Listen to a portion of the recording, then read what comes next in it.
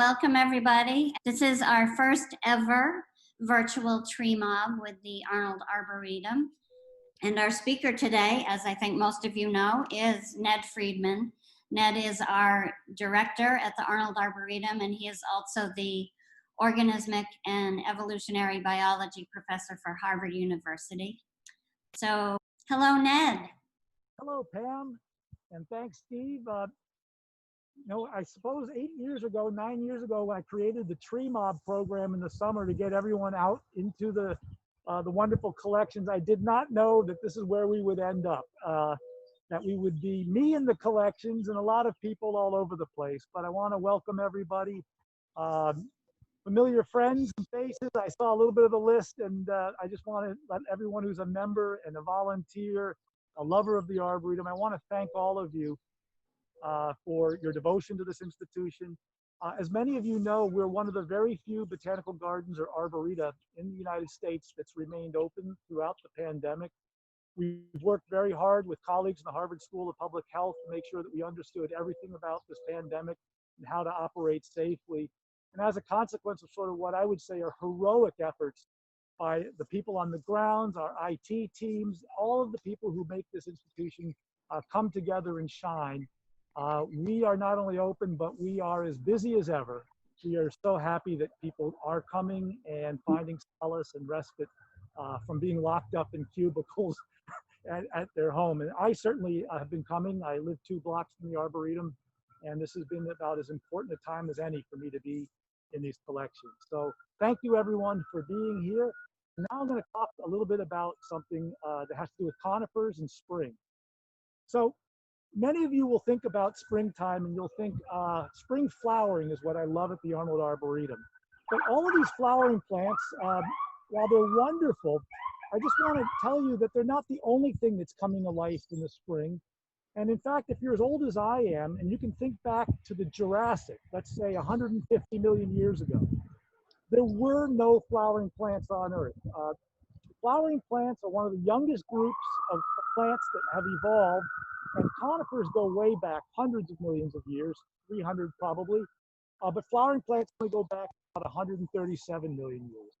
Nevertheless, if you think about spring flowering, what I want you to know is that spring coning, the actual flush of the reproductive structures of conifers, is every bit as beautiful. It's a little subtle, but once you develop the eye for this, I think it'll transform your spring experience if you work through the spring season of the different groups of conifers that flush their cones in amazing colors. And I'm going to show you some of those today. This week is Spruce Week. And I'm going to show you for the first conifers to actually flush their cones are the larches, larix, and the cones are out, but the colors are gone.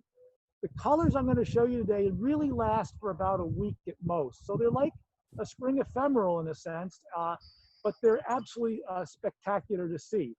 So I've got in my hand a spruce cone, and you can see this is kind of what you would think a seed cone would look like. And this is mature, it's shed all of its seeds.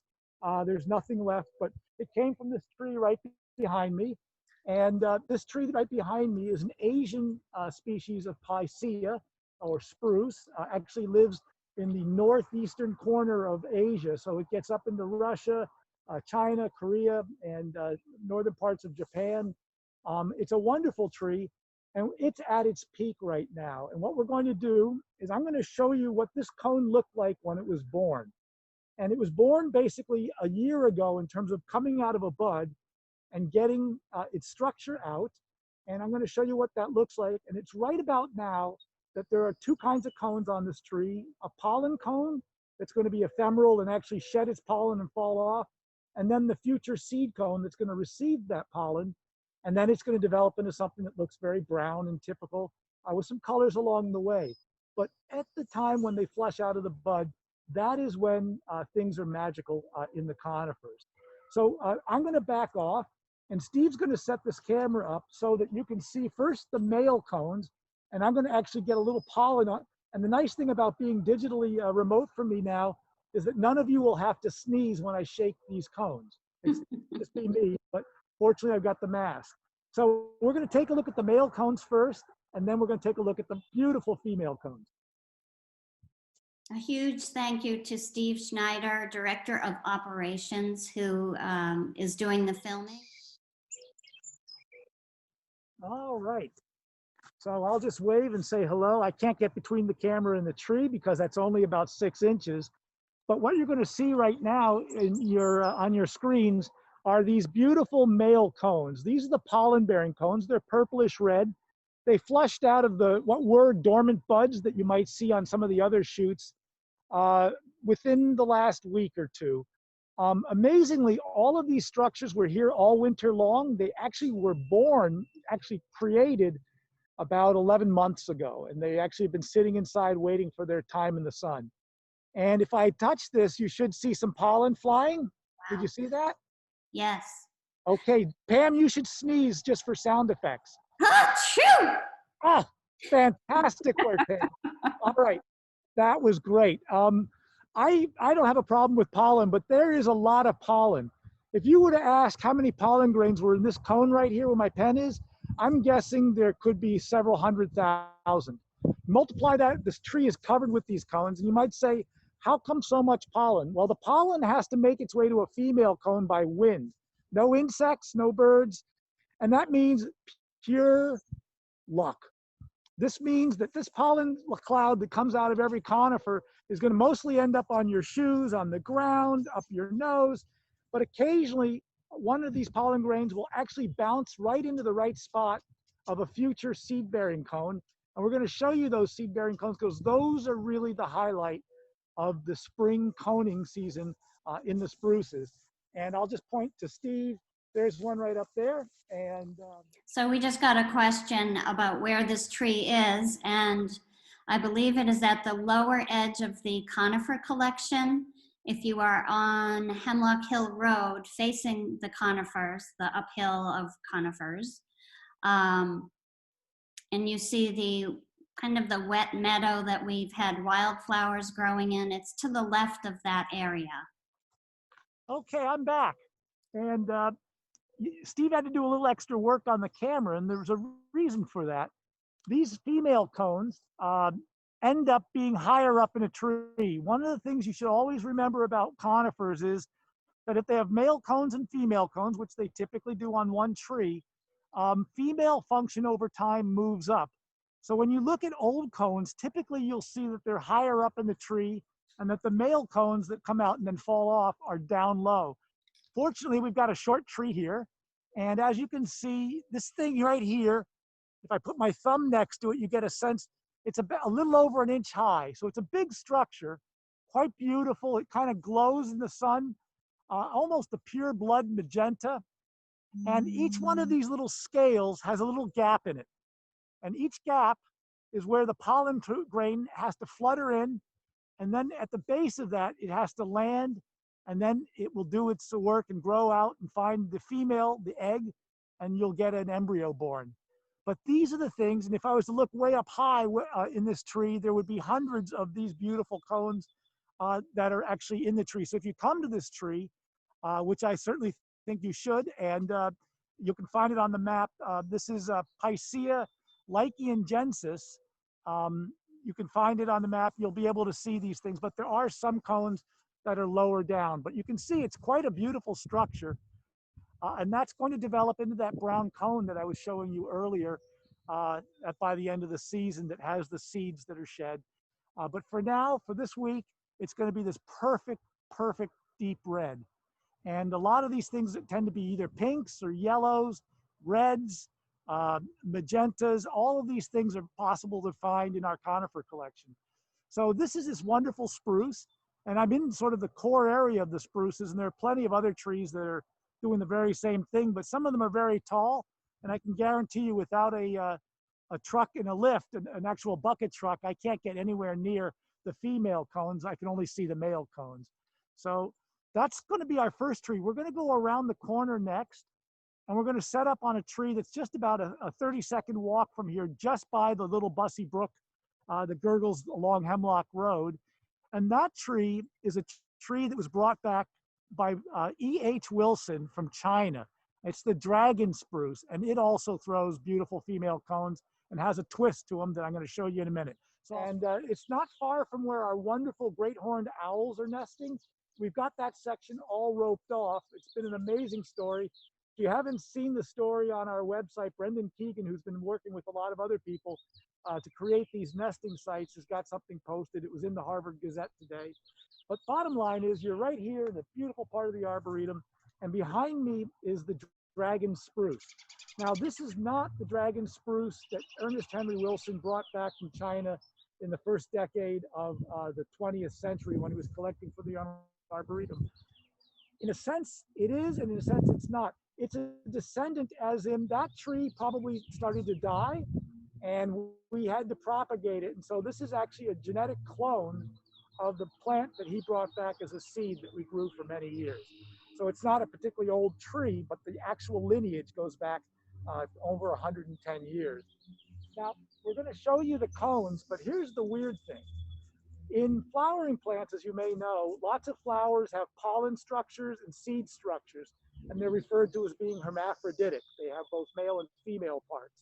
Now, if you think about a birch tree, you conjure up those catkins fluttering, those catkins like the ones that you just saw sort of with the spruce, filled with pollen, all male flowers. And if you look closely, and if you saw in my post from the collections this last week, the female flowers can be found in different places, but you have male and female flowers on a single plant, but never together in one flower. And that's true of most conifers. And so this is actually behind me, another spruce, which has basically pollen cones and seed cones. But a rare event, one that I'd studied as a student and read about, but had never actually seen until I came to the Arnold Arboretum, are when some of the pines or other conifers actually create cones that are hermaphrodites. And this tree and all of its cousins that came back from China throw out or develop and produce hermaphroditic cones, meaning the bottom of the cone is going to be a seed producing structure and the top of the cone is going to release pollen. It's a very rare thing to see, and I'm going to show you this, but we've checked all of its relatives that came from the same seed batch in China, and they all do the same thing here at the Arnold Arboretum. No one knows why. It's very rare, but it happens every year here. So what we're going to do first is we're going to look at some pollen cones, and we're going to look at some female cones, and then I'm going to show you the hermaphrodites after you've seen what they're supposed to look like normally. And then I'll shake a little pollen out of some of these and you can get a sense of it. But this is the dragon spruce, which is a Picea aspirata. And let's see, the female cones, I'm going to find them and Steve will come over. Okay, so we got some good questions. This was about the other spruce that you were at. Does that spruce fertilize itself or another spruce?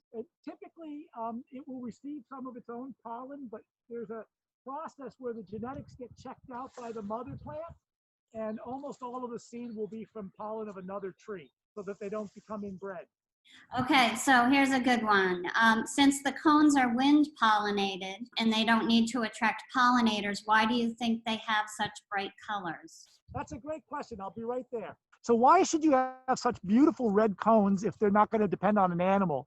You think about things that are bird pollinated, they're often red because birds see red well, and the colors are there to attract insects that move the pollen. So that has nothing to do with these cones. And my guess is, no one knows the answer, but my guess is that when these cones come out of the buds where they've been in the dark all winter, a lot of, and you'll see this with young leaves in a lot of our trees, the red is a photoprotective pigment that makes sure that you don't sort of get scorched or sunburned by coming out of 11 months of darkness and then ending up on a bright sunny day. So this coloration that you're seeing here has nothing to do with attracting. It's probably just there to make sure that the cones are safe and they don't get burned by the sun. But that's just a guess. No one knows is the answer. But you can see a beautiful cluster of 4 female cones. They're about an inch. Okay, I'll put my thumb up. You can see they're about an inch and a half. So they're perfectly visible if you just get your eyes trained. And they have these little hooded structures, and the grains have to go up in them, same as we saw around the corner with the other spruce.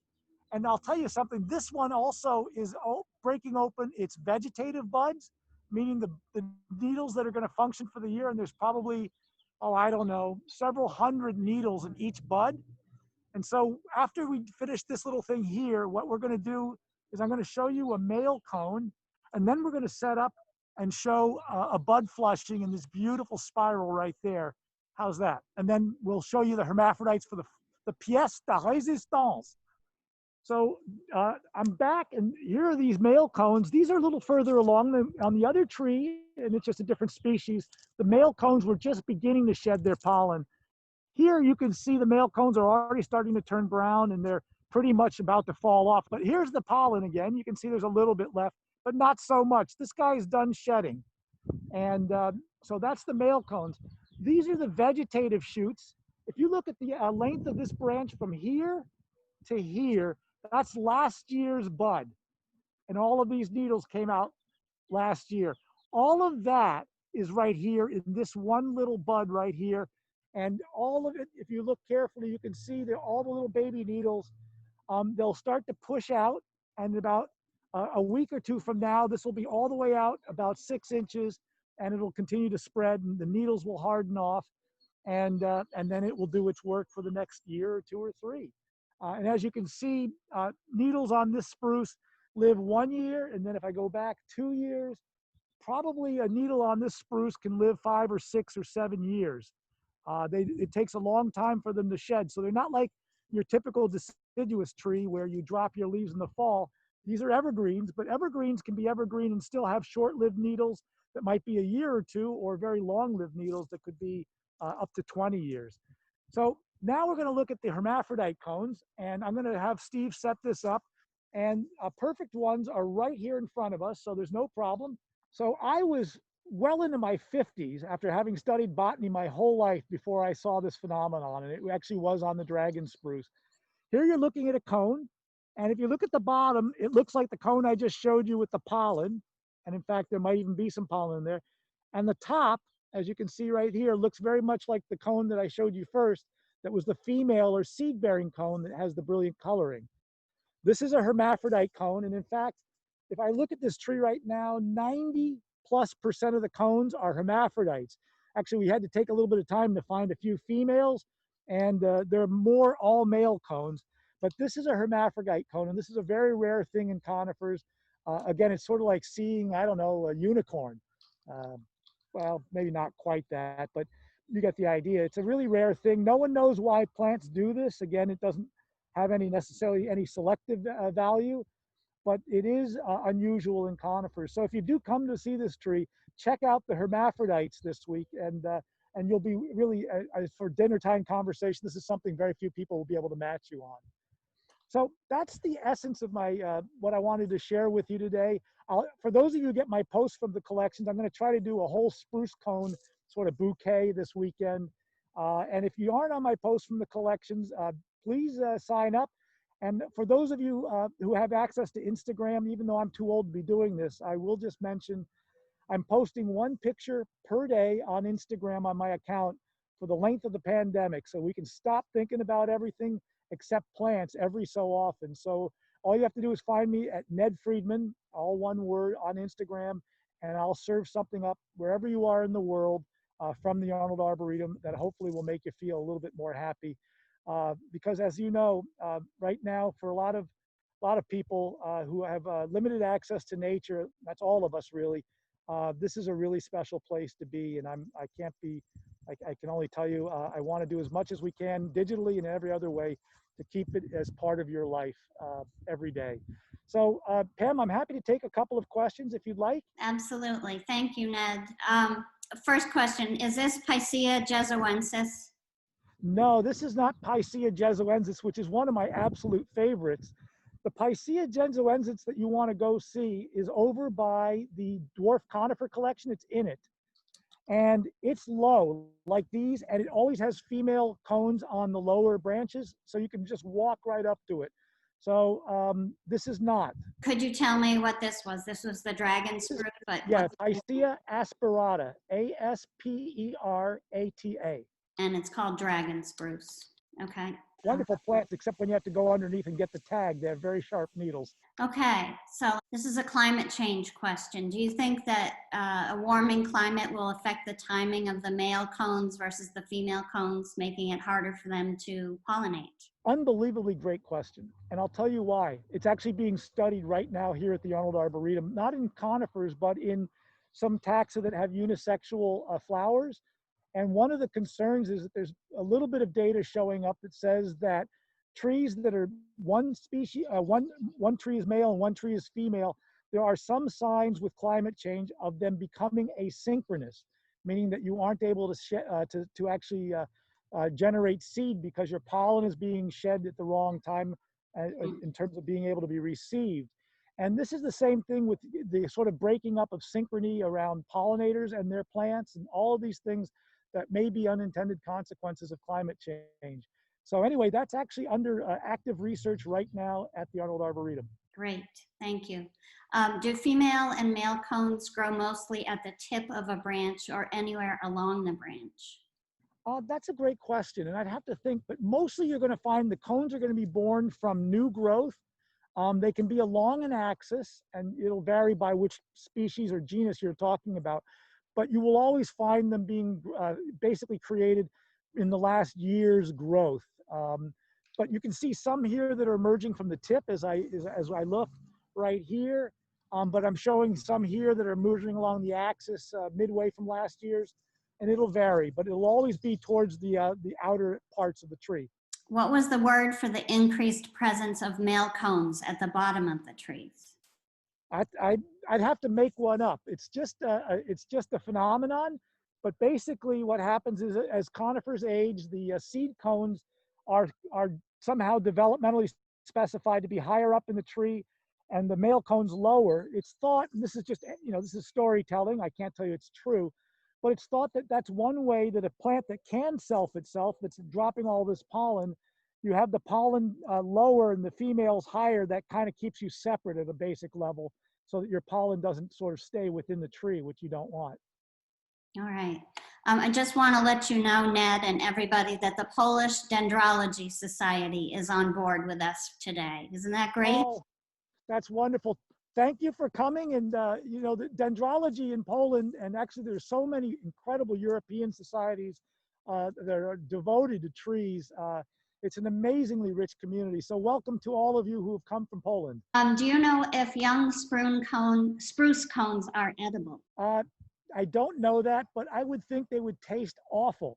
They're going to be filled with resin, so they'll smell nice. But imagine that these cones, all these resins that you have in conifers, they're basically to prevent herbivory, meaning they're really supposed to taste yucky, gum up your mouth, and well, if you're an insect, probably try to kill you.